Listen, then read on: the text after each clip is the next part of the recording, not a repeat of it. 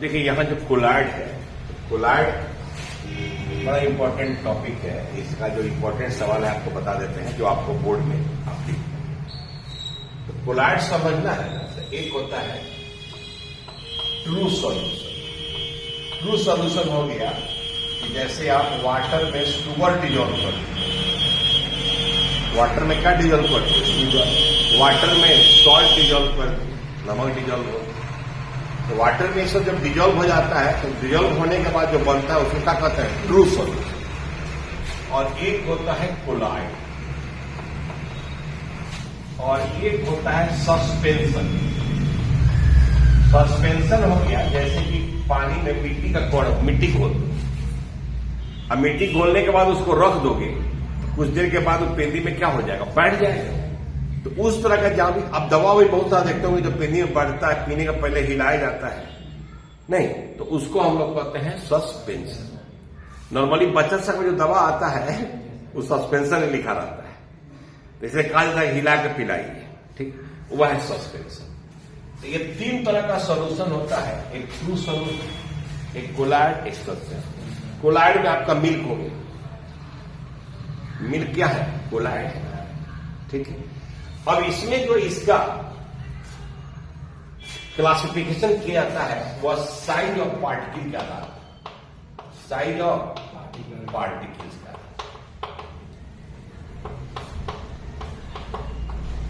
ठीक है, अगर पार्टिकल के size less than 1 nanometre, less than 1 nanometre हो तो उसको कहेंगे ट्रू सॉल्यूशन।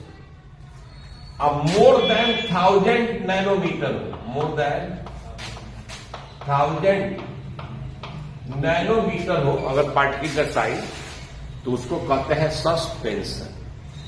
अगर यहां पर क्या है कि ये 1 नैनोमीटर से 1000 नैनोमीटर के बीच होगा तो उसी को कहते हैं क्या चीज, कोलाइड। यानी कोलाइड ट्रू सॉल्यूशन और सस्पेंशन का बीच का इंटरमीडिएट स्टेज है, जिसमें पार्टिकल का साइज कितना होता है, 1 नैनोमीटर टू 1000 नैनोमीटर। ठीक है, अब यहां पर कुछ और यूनिट लिख दिया है आपको। एक बार बिहार बोर्ड में साइज पूछ दिया था कि कोलाइड का पार्टिकल का साइज क्या है, तो नैनोमीटर में 1 नैनोमीटर से 1000 नैनोमीटर के बीच, एंगस्ट्रम में 10 एंगस्ट्रम से 10,000 एंगस्ट्रम के बीच, अब पिकोमीटर में 1000 पिकोमीटर से 10,000 6 के पावर। तो नॉर्मली ये दोनों पूछता है, ठीक है। तो कोलाइड का पार्टिकल का साइज ये लिखना है, नोट कर लीजिए। अभी कोलाइड का डिफिनेशन हो गया, colloid is intermediate phase of true solution, true solution and true solution and suspension, suspension, suspension, यहां in which particle size between 1 nanometer to 1000 nanometer. ठीक है, colloid is intermediate phase of true solution and suspension in which particle size between 1 nanometer to 1000 nanometer. ठीक है, कहते हैं कि solution के दो कंपोनेंट होते हैं, एक सॉल्यूट और सॉल्वेंट। उसी तरह से कहता है there are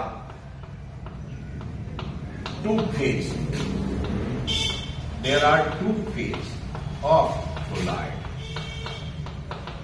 कोलाइड का दो फेज होता है, ठीक है, कोलाइड का दो फेज होता है।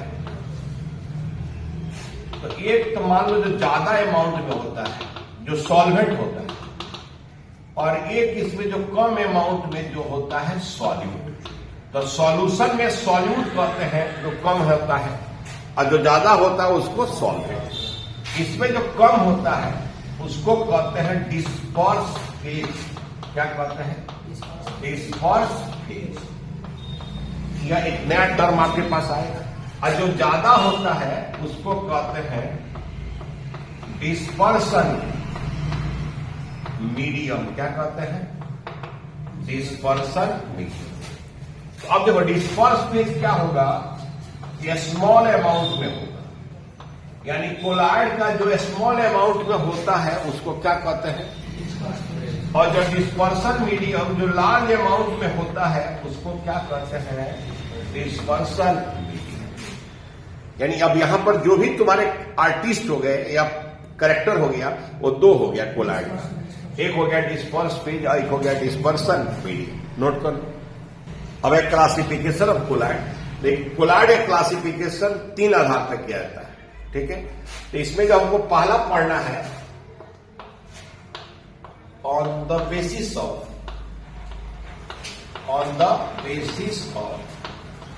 फिजिकल स्टेट ऑफ डिस्पर्स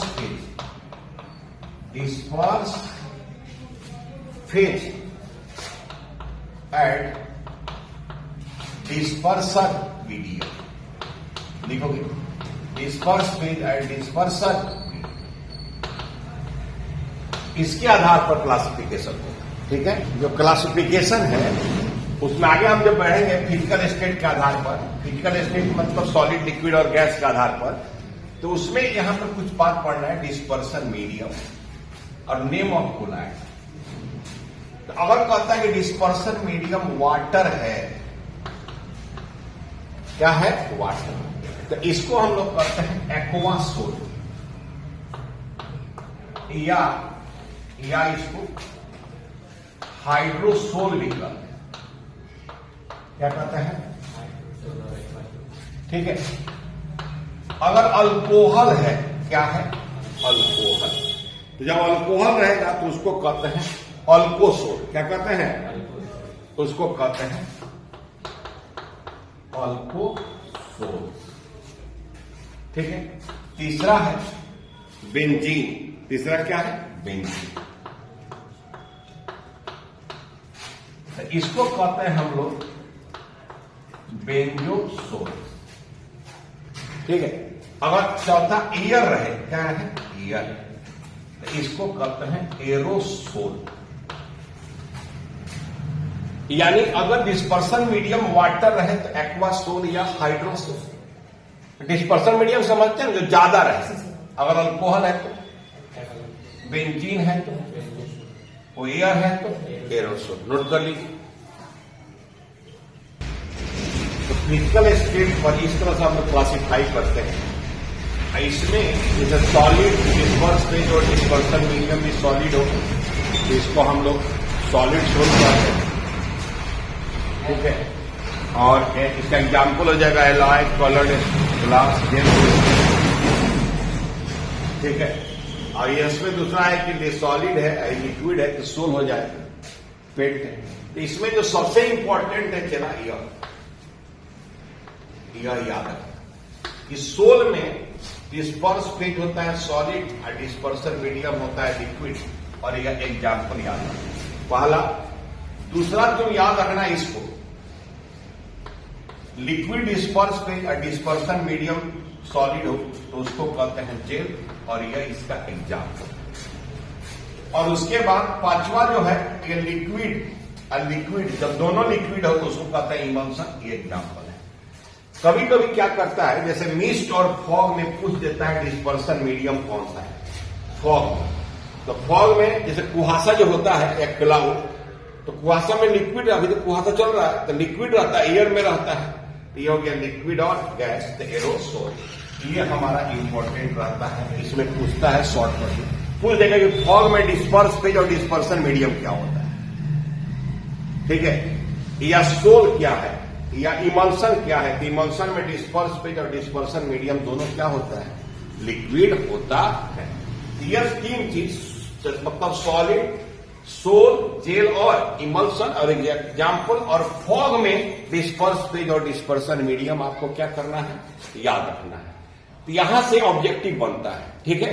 तो यहां से आपको याद रखना है, एक ऑब्जेक्टिव यहां से डाल सकता है, तो बहुत इंपॉर्टेंट भी है और आसानी से याद भी हो जाए, ठीक है। तो नोट कर लीजिए। जो दूसरा क्लासिफिकेशन है वह है on the basis of interaction between disperse phase and dispersion medium, यानी डिस्पर्स फेज और डिस्पर्सन मीडियम के बीच लगाव कैसा है। तो एक है लायोफिलिक, फिलिक माने होता है एफिनिटी। तो मान लो चला कि ये हमारा कोलाइड है और ये है डिस्पर्सन मीडियम और ये है डिस्पर्स फेज। अब इसका एफिनिटी है तो ये सब आपस में यहां पर अट्रैक्ट रहेगा, इसका भी एफिनिटी है तो सब यहां आपस में क्या रहेगा, अट्रैक्ट। ये भी आपस में क्या रहेगा, अट्रैक्ट। यानी जब डिस्पर्स फेज और डिस्पर्सन मीडियम के बीच अट्रैक्शन हो तो उस कोलाइड को क्या कहेंगे, लायोफिलिक कोलाइड। ठीक है। और जहां पर कहता है कि डिस्पर्सन मीडियम और डिस्पर्स फेज के बीच, डिस्पर्सन मीडियम और डिस्पर्स फेज के बीच कोई एफिनिटी नहीं हो तो उसको क्या कहते हैं, लायोफोबिक कोलाइड्स। ठीक है, तो आइए नोट कीजिए। अब लायोफिलिक कोलाइड में क्या कहता है कि the colloid in which disperse phase and dispersion medium have attraction to each other is called lyophilic. Philic मैंने होता है एफिनिटी, कि अगर डिस्पर्स फेज और डिस्पर्सन मीडियम के बीच एफिनिटी है, अट्रैक्शन है, तो उसको कहते हैं लायोफिलिक कोलाइड्स। और जिसमें अट्रैक्शन नहीं है, the colloid in which disperse phase and dispersion medium do not have attraction to each other is called lyophobic colloid. ठीक है। अब इसमें अट्रैक्शन नहीं है लेकिन यहां अट्रैक्शन है, ये तो डिफिनीशन है। अब इसमें डिफरेंस पूछ देगा तो अब डिफरेंस के लिए पॉइंट क्या लिखेंगे, तो डिफरेंस के लिए पॉइंट को यहां लिखेंगे कि लायोफिलिक कोलाइड स्टेबल होगा।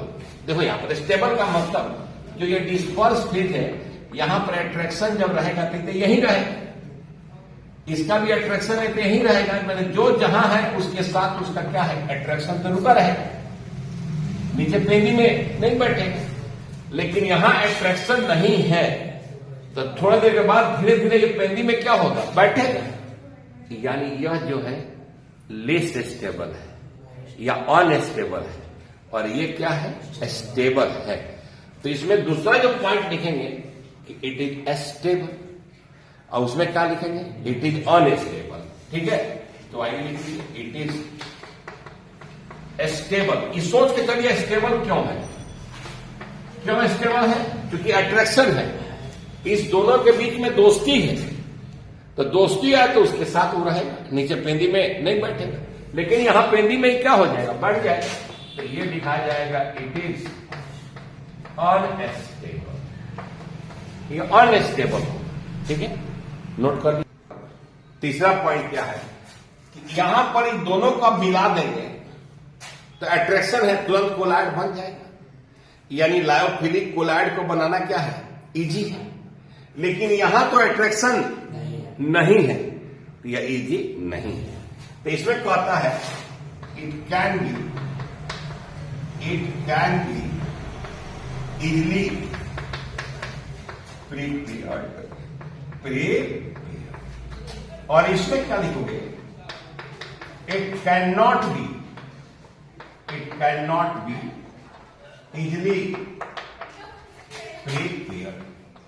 इसको इजली प्रिपेयर्ड नहीं किया जा सकता, इसको इजली प्रिपेयर्ड नहीं किया जा सकता है। हो गया। अब देखो यहां पर क्या है, अगर हम इसको हीट कर दें तो डिस्पर्सन मीडियम वेपर बन के बाहर निकल जाएगा और फिर से मिला दें तो फिर से कोलाइड क्या हो जाएगा, बन जाएगा। मतलब इवेपोरेट भी कर सकते हैं, कोलाइड बना भी सकते हैं, तो यह रिवर्सेबल इन नेचर होता है।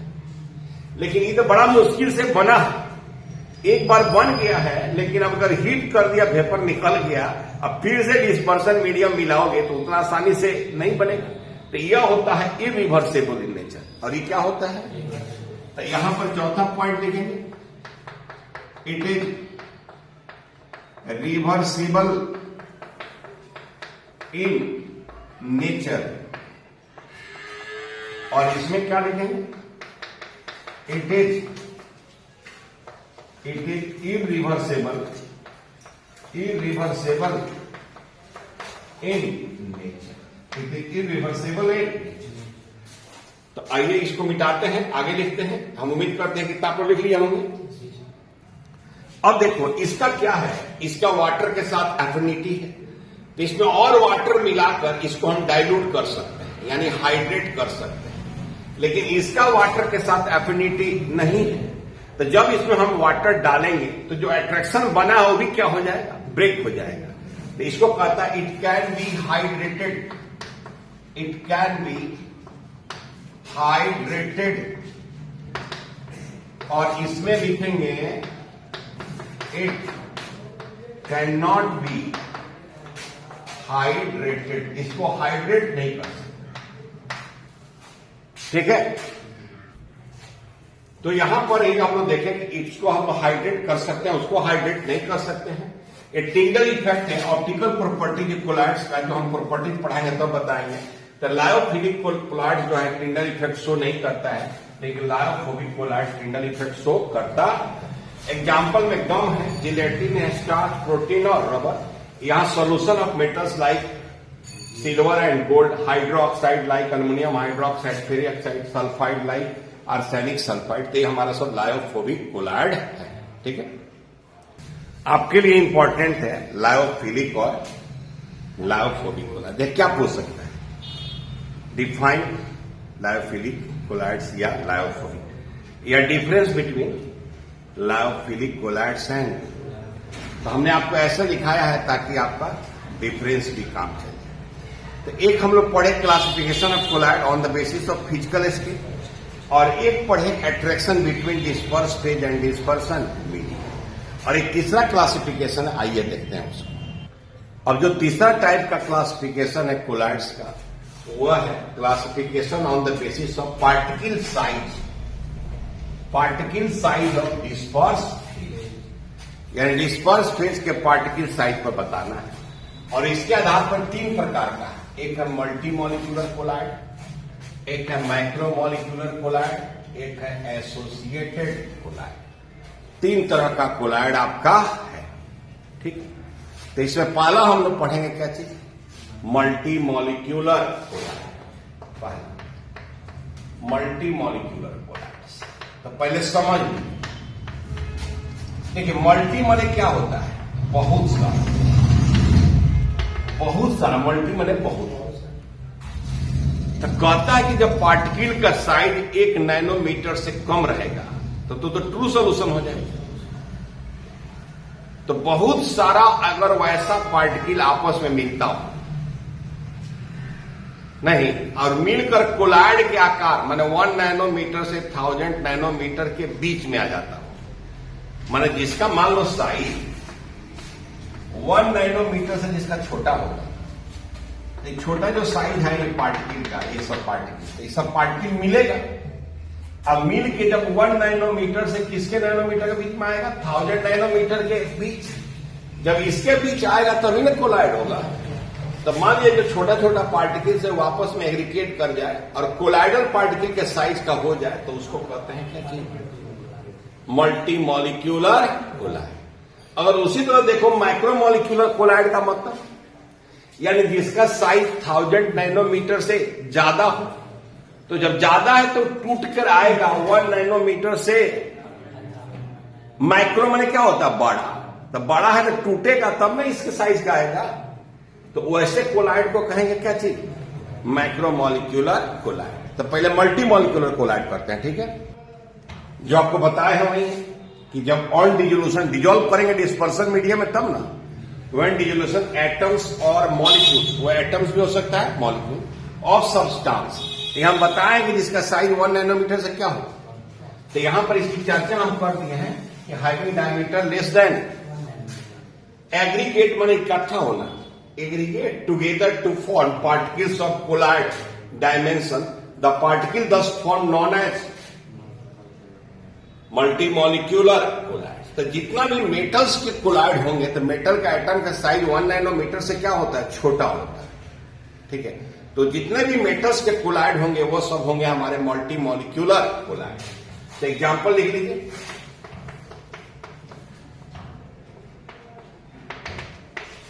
एग्जांपल इसमें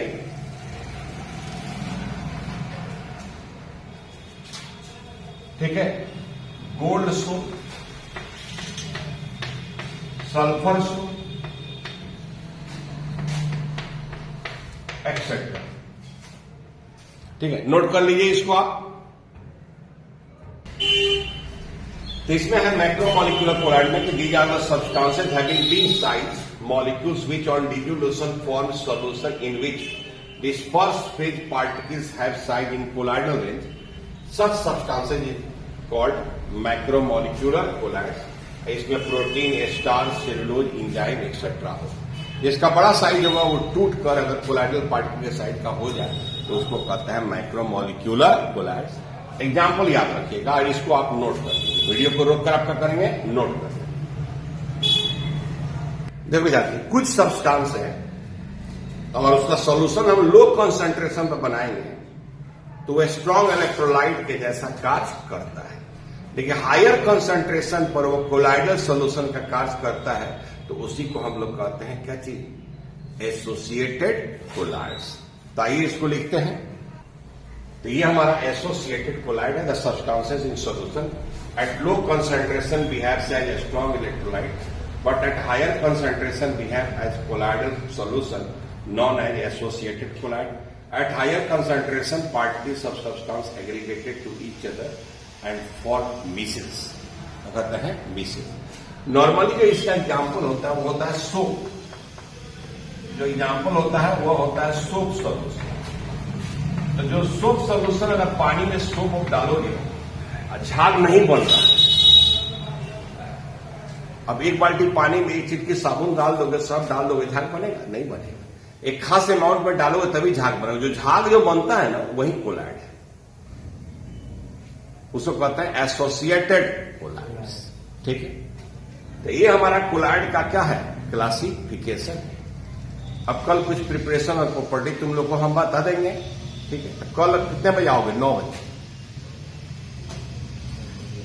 है? हाँ 9 बजे, ठीक है, कल 9 बजे चलेगा।